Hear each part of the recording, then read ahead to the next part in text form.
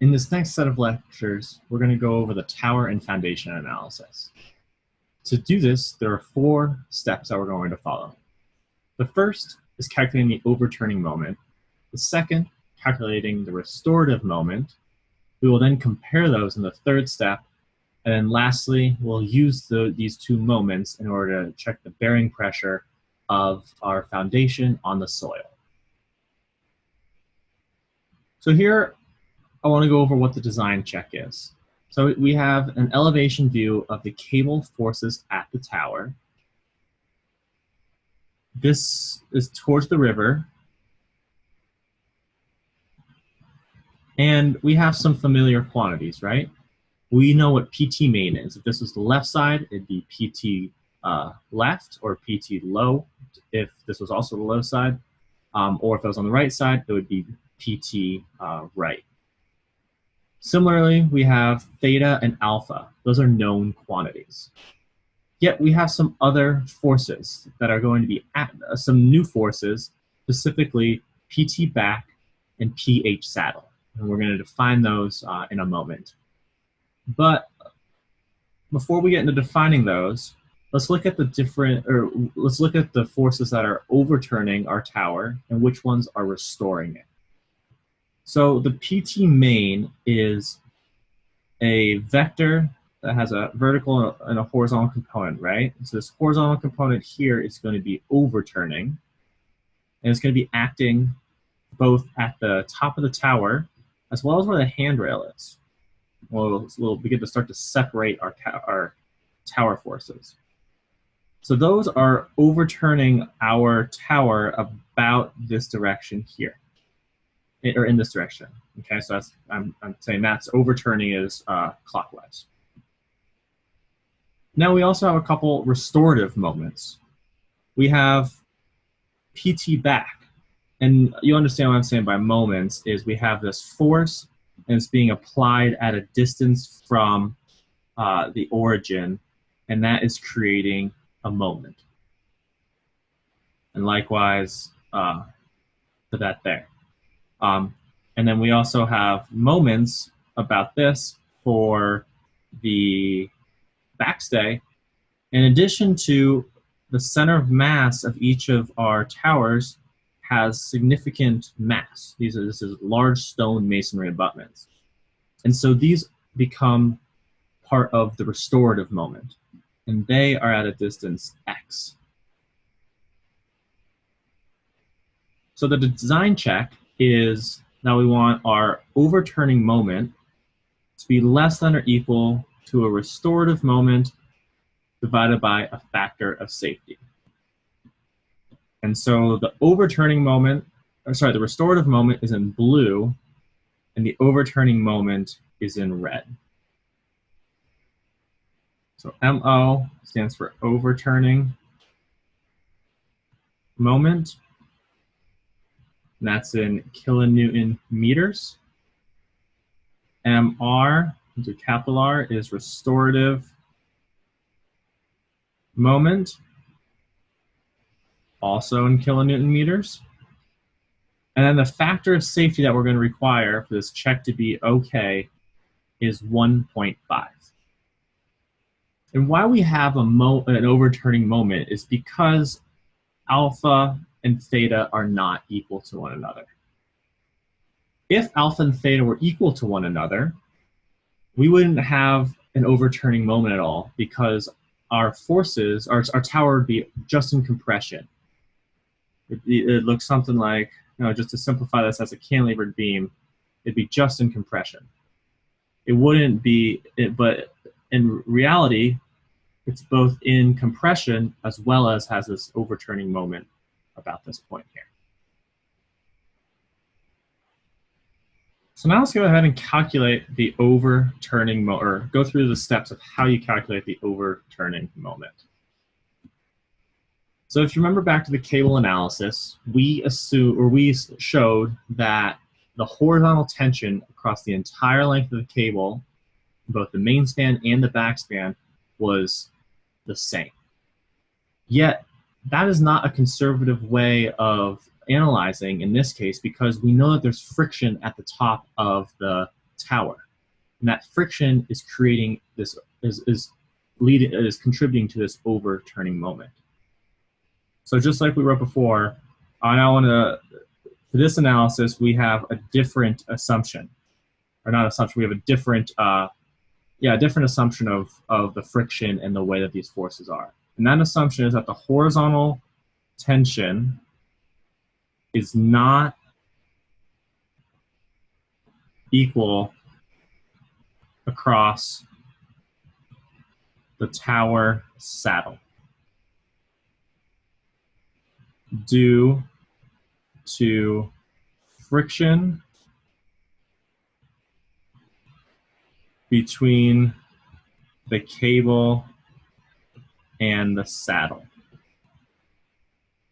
Which makes sense, right? There's a normal force, and even this PV saddle is a vertical force downwards, and there's a coefficient of friction there at the bottom. And so even though we might not necessarily know, even if that coefficient of friction is really low, it still exists. And because our vertical component is so high, it becomes a significant force. So I like to kind of imagine this. Imagine this drawing here to the right, this weird triangle looking thing. This is just zooming in on this part right here. All right, so we're zooming in there. And I want to draw all the different forces. So we have PH main, and then we have PH back. Now, because of this vertical force, PV saddle, we create, and because of that force, as well as a coefficient of friction, which we'll use as 0.1, that creates a horizontal reaction over here that we're going to call, say, P friction. And so because of this friction force, PH main, if we do the sum of the forces in the X, you'll see that PH main does not equal PH back because of the friction.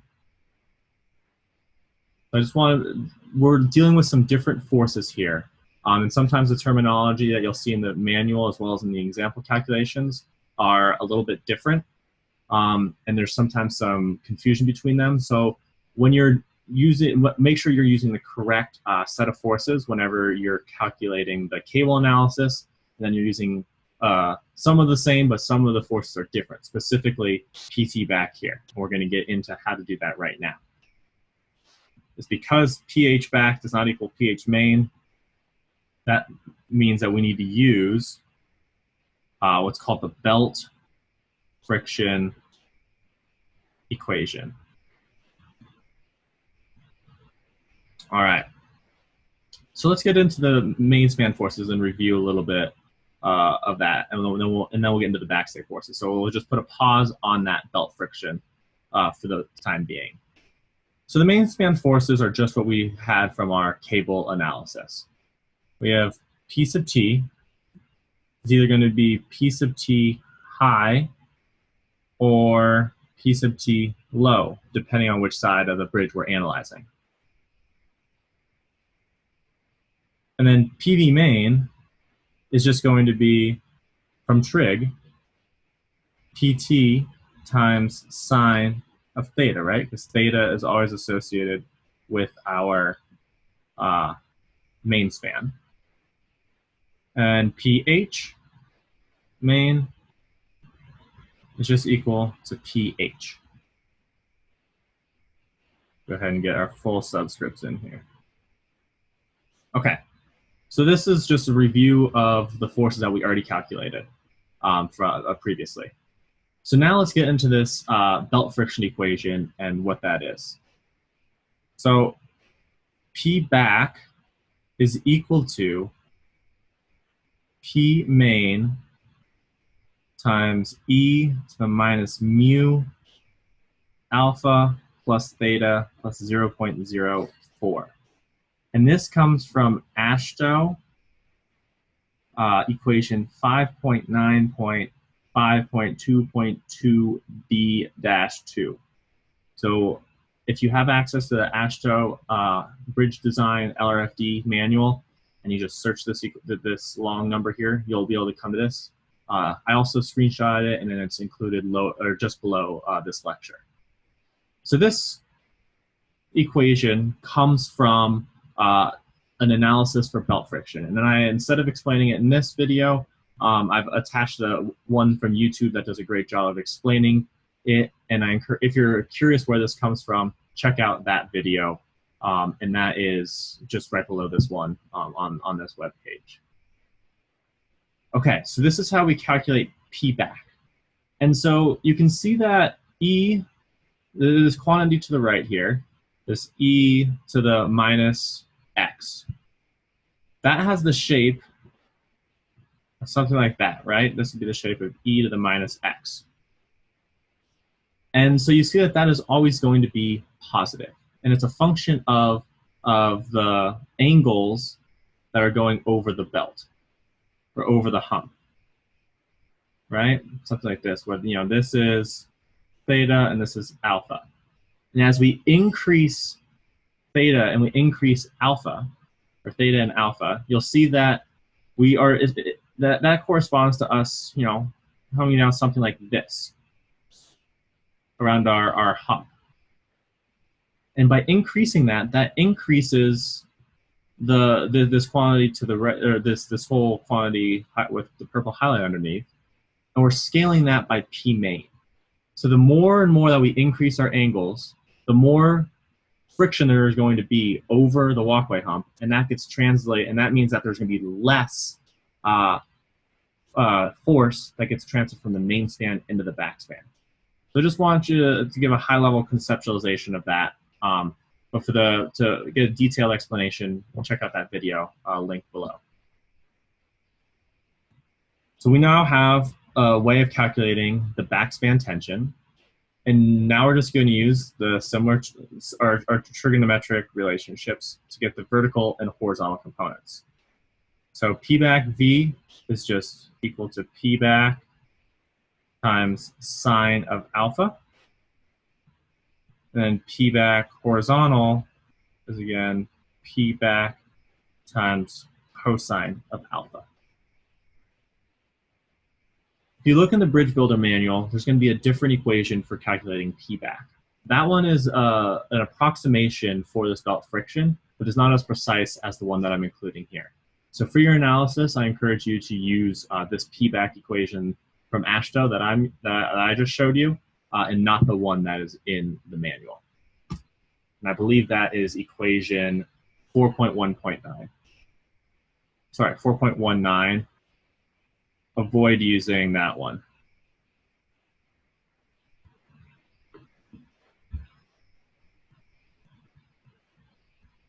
Okay, we've calculated our backstay forces, and now we can actually get to these quantities here of PH saddle and PV saddle.